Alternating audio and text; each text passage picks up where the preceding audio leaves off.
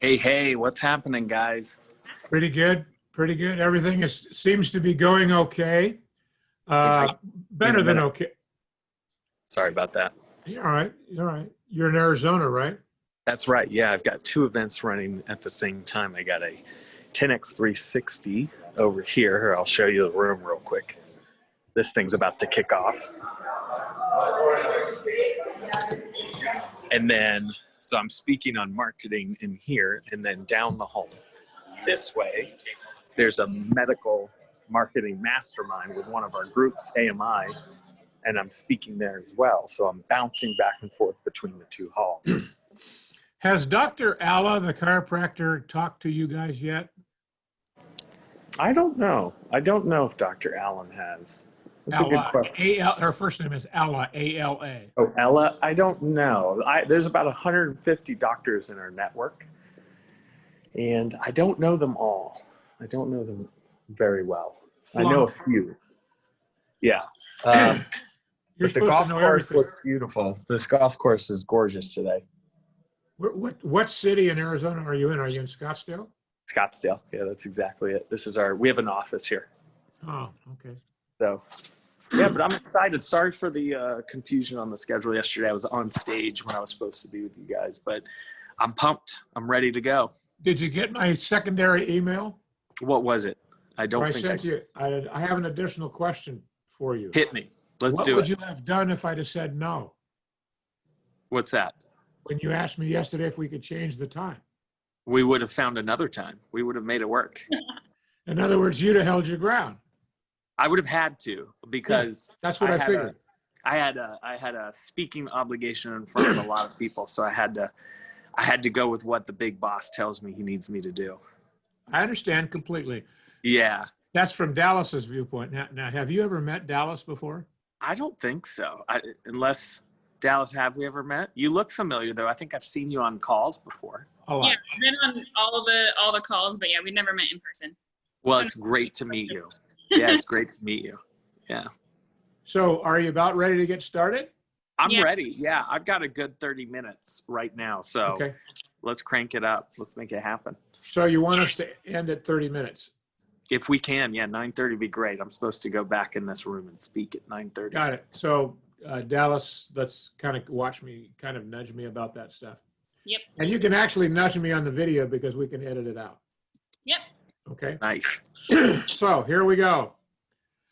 Good morning. This is Tom Alston. This is the Winning Pitch broadcast, and I have as my guest this morning, Buck Wise, the most famous, excellent, #1 elite marketing guy on the planet. Wow, and, I'll take that. I know you will. And I'll get the check in the mail for the $5. Exactly. All right. You got it. So my first question for you is for those of you in my audience who have no idea who you are because they don't follow important things. Give me your story. Yeah, sure. I started in broadcast when I was 17 years old, working for iHeartRadio. All I knew is I was a middle child and I loved the attention. So I wanted to be on the radio. I needed people to hear me. I was excited. I had a story to tell and I felt very creative about that. So I started an internship, created my first show. By the age of 20, I was a syndicated on-air personality. They do not, Tom, they do not call us DJs. Those are what people do at weddings. On-air personalities are people who talk for a living and build communities and get people engaged. And so that was my first foray into what you could call marketing or content creation. And so at 20, I had my first show in Las Vegas, quickly moved to Los Angeles, worked with Ryan Seacrest, and had a show for about a year and a half where I was syndicated to over 80 different markets doing television and radio. And what I saw through my radio career was traditional TV and radio ad dollars were going down slowly as digital dollars started to rise. So I had this idea while I was working for CBS Radio that I wanted to start my own digital agency, and CBS Radio let me do that while I continued a morning show in Detroit, Michigan for 4 years. Excellent. And so, yeah, so that was my crossover from traditional into digital. And creating a small business, understanding what it's like to start a business, all the thresholds and pain points, and doing taxes at midnight and hiring people and firing people. So I went through all of this as a small agency. I worked with clients like Major League Baseball. I worked with Valvoline Oil. I worked with North American International Auto Show, entertainment brands like Imagine Theaters. I worked with Chevrolet and the Grand Prix. So I got a good experience of different verticals, but I knew that there was something bigger that I was missing in my life. And I wanted to raise what Brandon calls raising the lid. I wanted to raise my ability to understand how to work on bigger, more impactful and creative projects. And so that led me to my next big role, which was, and this is a long introduction, Tom, so if you don't want the whole story, I can stop. I do want the whole story, but I want to back you up for a second. Yeah, go for it. You and I both know who Brandon is, but most of our listeners may not. So when you identify a person, you need for the audience to identify who they are. For sure. I just assumed there's a bunch of 10Xers in your network, but if they're not, then I need to explain exactly who Brandon Dawson is. So Brandon Dawson is a scaling merger acquisition expert. He is a business surgeon. He's my CEO at Cardone Ventures, which is where I work now. He sold his last company at 77 times EBITDA, $151 million. So he has a proven blueprint on how to take a business, go from 1 million to 2 million to 10 million to 20 million to 100 million. He's done this across different verticals, and that's what we're doing now at Cardone Ventures, is helping business owners understand their potential and reach their goals in their personal, professional, and financial life. Okay. And so so that's where I'm at today, to fast forward. So go back to your story. Sorry for the interruption. Yeah, no, I paused just to make sure I was clarifying everything. So glad I was able to do that for you guys. And you can follow Brandon M. Dawson, because I'm a true marketer, at Brandon M. Dawson on Instagram. And you should follow him, because it's a fascinating life that we live as we sit here in the beautiful golf courses out in Scottsdale, working with hundreds of business owners right now that are in rooms next to me. So from that small agency, I knew I wanted to work with bigger brands and raise my belief lid and what was possible in marketing. So I hounded my way into the offices of Musa Tariq and Jesse Stolik, who were running all things digital at Nike. And that's where I took the jump from small business owner, sold my company, and started working with the world's largest brands. I worked at a very small boutique agency. I was the head of digital for running, Nike Golf, Nike Women. And I started to learn how to work in large teams with much larger budgets. But the biggest lesson that I learned when I started working with bigger brands was how impactful data can be, and should be. For many years, I sat on the creative side of marketing, and it's a passion of mine, and it's still probably my more predominant brain is more creative. Data is something I had to teach myself. But, big brands make adjustments, moves, and decisions based on data. Their own data, third-party data, and that data informs every single creative campaign that they have, and it also informs the way they optimize it, and they shift what they're doing and how they're doing it to be more effective. So that was really my lesson. Going through life, I learned building communities through TV and radio. I learned creative application. I understood connection, voice, tone, brand, building my personal brand. Then I went into the agency life, learning how to build a business, how to build a business brand.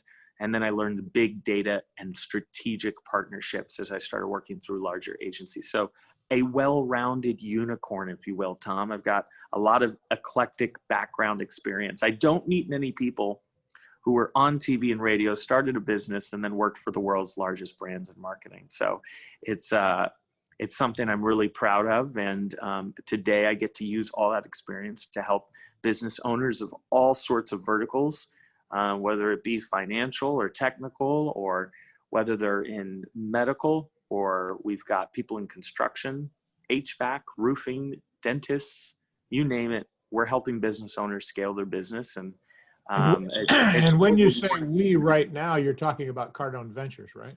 That's right, Cardone Ventures, yeah. So I went from working at the world's largest agency. I had in my agency, I had 40,000 employees. That's how big the agency was. And that was one agency out of about 2,000 other agencies that are part of a massive holding group called WPP.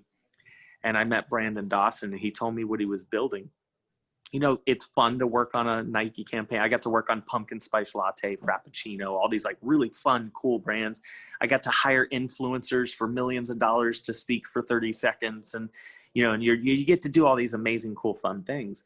But when you work on big brands, the thing that I learned, the challenge is you are one of many people that put something together.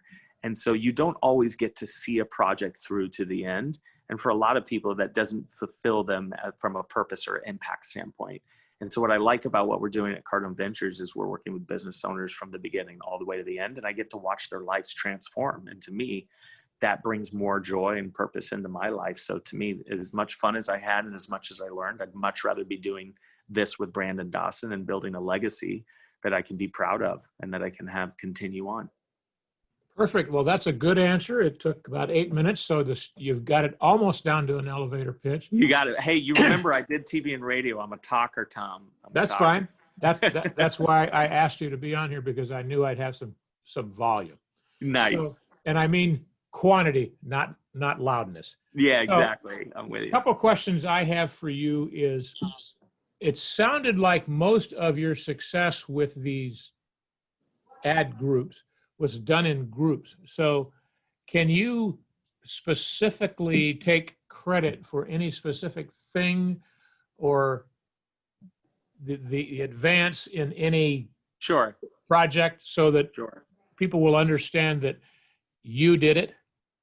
Yeah, you know, I think one of the projects that I'm most proud of, as I became the senior vice president of global brand partnerships and innovation for the world's largest agency, Wunderman Thompson.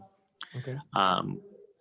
I got to solely broker one of the most innovative ad campaigns that recently launched. It was Adidas and Google together. Google sent me into a room. They stripped me down, took my phone away, made me sign my life away, and showed me a piece of technology that had not, something they'd been working on for years, but had not been published yet. And it was a AR banner ad. So, you know, everybody knows what a banner ad is, right? A PPC. And so they had, for the first time, created an ad that you could augment by clicking a button, and you could point down at your shoes and you could try on different shoes in a virtual space. And so they had this new project and they needed ideas. See, Google's a tech company. They're not a marketing company, right? So they don't know what brands are looking for and how much they'll pay for things. And so they said, I bet I know a guy who can broker and create this entire campaign. And so I went to our contacts at Adidas and created a great relationship where we started building a campaign together. We used Alpha Bounce, the running shoe at Adidas. And we, you know, from start to finish, that was one of the projects that I got to work on. And it was fantastic. We got to do programmatic contextual content where the running shoe you could show in 3D, you could spin it around with your finger straight from a banner, straight from a pop-up. You could wear it on your foot. You know, and this is a few years ago, but you know, before I joined Cardone Ventures, I've been here just over a year now. But you know, still that technology is still impressive, and you know, there's a sizzle somewhere out there on the internet where you can watch the whole making of this project. And it was me, but there's always, Tom, you know, there's always people that are a part of a team that create magic things. And so I had developers that had to create the 3D modeling. They had to take pictures of the shoe and then go in and detail all the textures and colors. And there's creative people that have to create, you know, the brief. There's copywriters. You know, when this shoe was on a banner ad in Arizona, it was hot and sunny on a pavement. When it was in Chicago, it had snow, and it had, you know, it was contextual to where this ad appeared. So you know, there's a lot of people that get involved, but it's a project that I led and I'm super proud of. Awesome.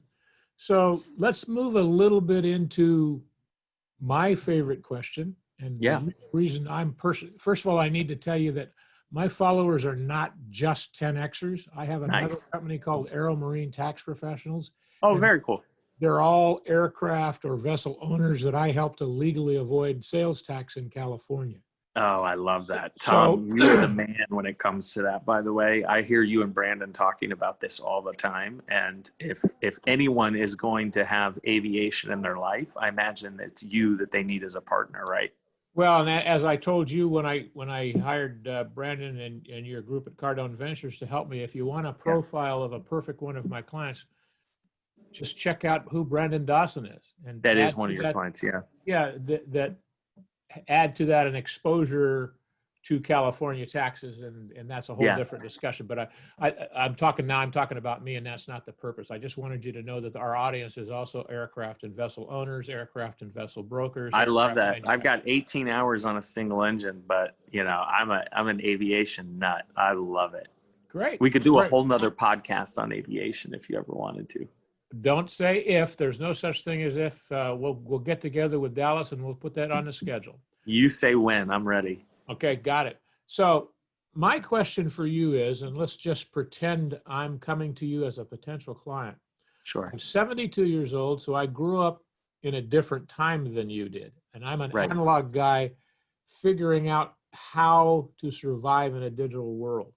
I don't understand digital stuff. I don't Right. understand. I mean, I let's say I hire a guy who he's a specialist in Instagram, and his solution for me is to just sell me or a batch of followers, and I get all these kids from the Philippines are now following me, and now my number has gone from 15,000 to 50,000. But Yeah, we call those inactive ghost followers. okay, so that is my perception of digital marketing. So Oh, no, pitch that's me. horrible, Tom. That is not digital marketing. Well, so because my answer to everything is massive action. I'm a Grant Cardone follower, as you Of are. course. Of course. And so when I find a channel or something like Twitter or Facebook or any of those kinds of things, I just take all of my content and dump 100% of it every day, a couple hundred Yeah. every day down every channel. And Yeah. that's always been my solution to everything is massive action. So here, you pitch me. Change my mind, enlighten me enough that I know I need to know more about it and what I should do. Sure. Well, first, I can tell you that the national average of investment in digital marketing versus traditional marketing is well over the 58% line. And if you are not investing in a digital future for your business, you 100% will die and become obsolete to your audience. Because remember, your audience is getting older. And as your audience ages out, so do your customers. And your new customers are all digital. So you should be investing in the future customer profile. That So is that data alone is what got me to go from a guy who was bragging about a guy who was ignoring it and deciding to embrace it. But my solution was just to pour more in. Yeah, of course, of course. Well, you've made the best decision, which was to invest time, energy, and money into your digital properties. So that's a fantastic place to start. I think so many times as a marketer, we work with hundreds of businesses. They come to me first, Tom. They come to me first. They find the marketing guy and they go, you're the reason nothing's working. I need help. Marketing sucks. My business fails because of marketing. And you know what I always find, Tom? And this is why Brandon and I work together so well. It's never the marketing. It's the people. And it's the operational effectiveness, and it's the strategy, and it's the foundation, and it's all the things they don't have. They go, it's called the shotgun strategy. Owners just go, let me try this. Let me try this. Right? And they have no data or KPIs to understand why they're doing what they're doing and where they're doing it.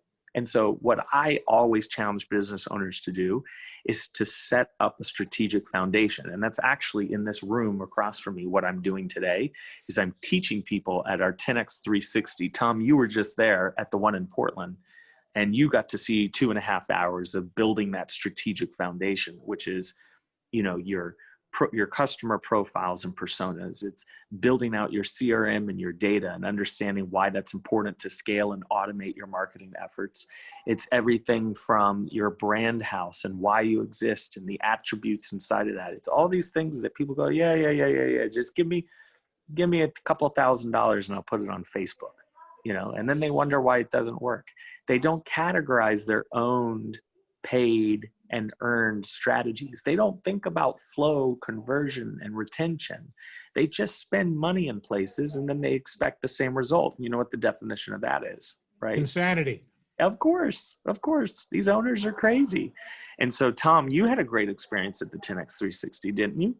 Absolutely. Yeah. So if anyone's interested in joining one of our 2-day deep dives into your business, where we go through marketing, we go through financial modeling, we go through operational effectiveness, people, it's easy. Just go to cardoneventures.com, or you can just DM me. Like today, we just DM each other. Go about Buck on Instagram and DM me, and I can give you all the information you need if you're a business owner looking to scale your business. Tom, have you applied any of that 360 learning since you got back from Portland, from Washington?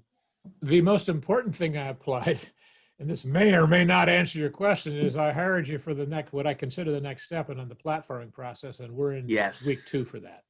That's right. Not to confuse anyone, but once you've gone through a 2-day deep dive, you do have the opportunity to partner with us to help you implement all of the things that we told you need to be doing. And it's a long 6-month process. That's a very strategic process that is going to catapult the business and give you the exact blueprint you need to scale. And so Tom is doing that with us step by step every day. And my primary, just so that the listeners all know this, my primary takeaway from that is, first of all, I'm 72 years old. And my primary takeaway is that I'm amazed that I've been in business as long as I have, not filed bankruptcy, and I don't know. I absolutely now know that I don't know anything.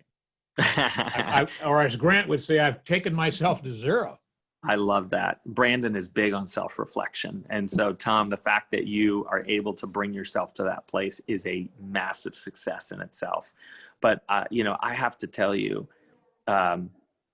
so many business owners are amazing and smart, and they do what they do and they become successful because they're great at it. But there are those thresholds and breakpoints of, Tom, I imagine you probably didn't go to school for marketing, so I wouldn't expect you to know those things, right? No, I'm very typical of an entrepreneur. I hate school.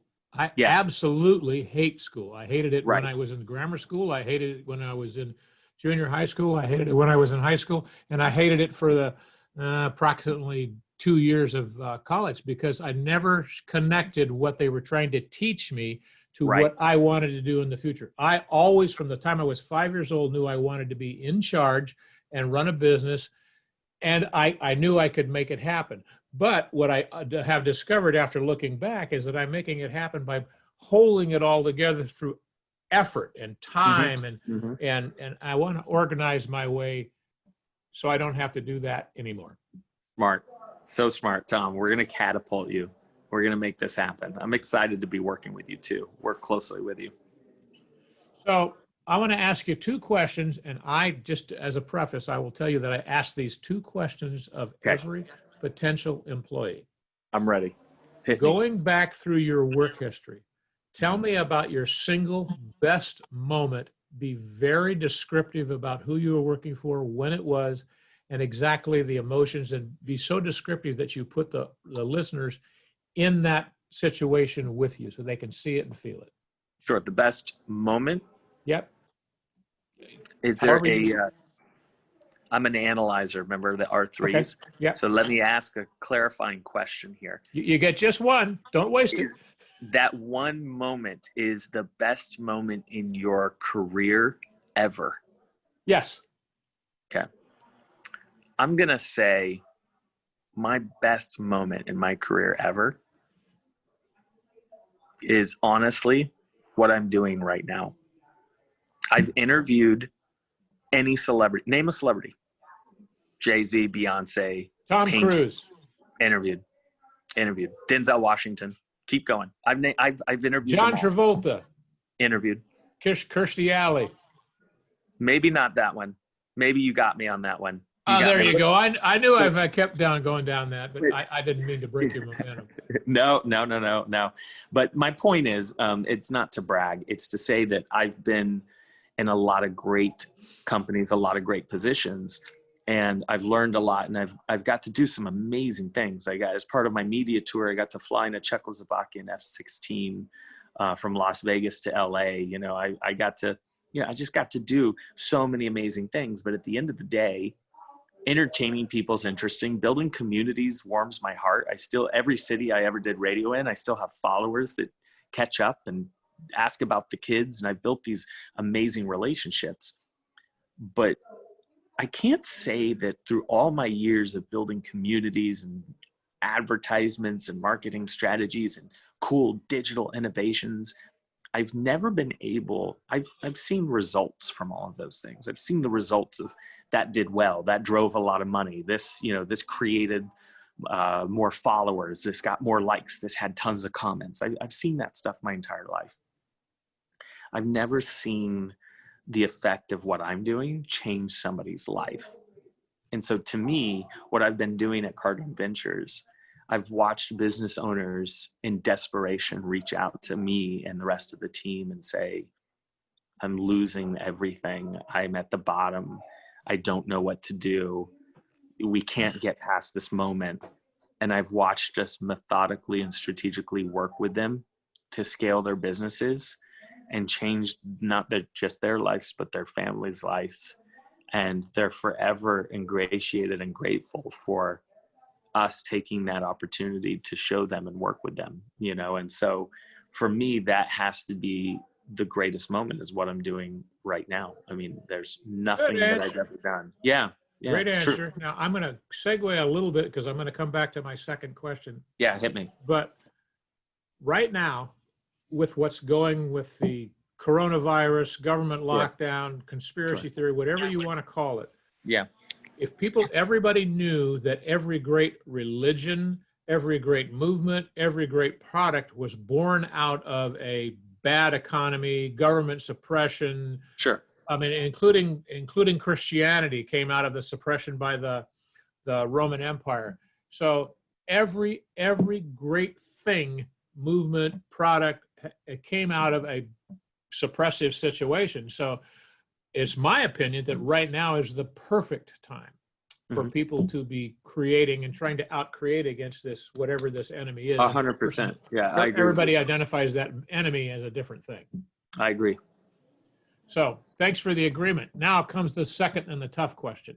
Looking over your career, tell me about your single worst moment.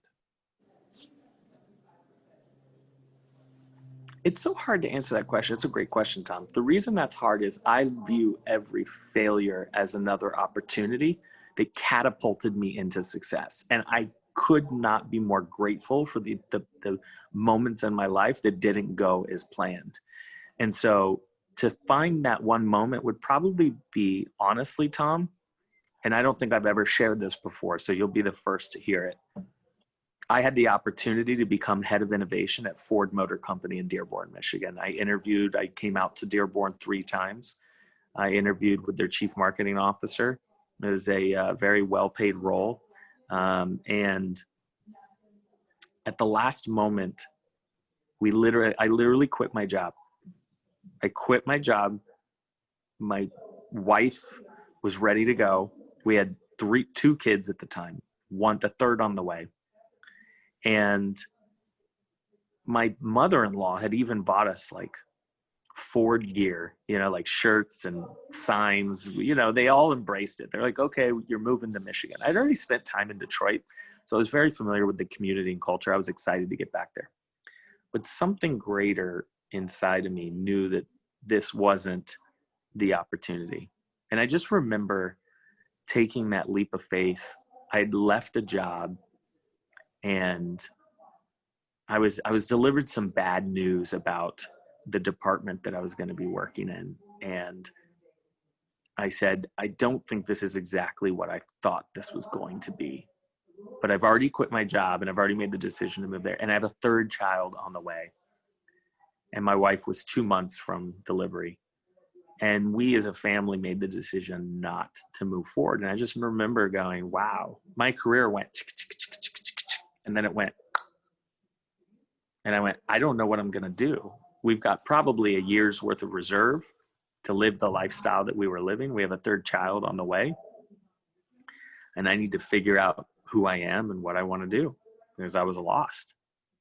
And to me, that was probably, I remember lots of phone calls with my dad and trying to like have self-reflection and understand who I am and what I'm doing. And I was just in a really bummed spot. Like it didn't work out, Tom, without going into too much detail. It just didn't work out the way I wanted it to work out. I had this perfect dream of what this was going to be, and it wasn't what I wanted it to be.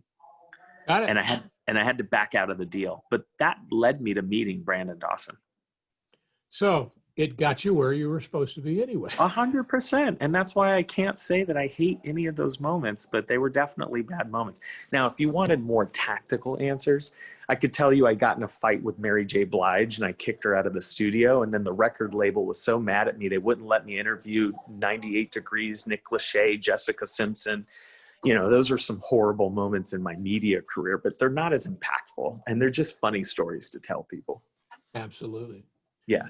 So we're about running up to the time limit that you gave us. That's We're going to right. do this about That's 20 minutes now, 28 minutes to be This has exact. been a really great chat, Tom. You have great questions. I really like this.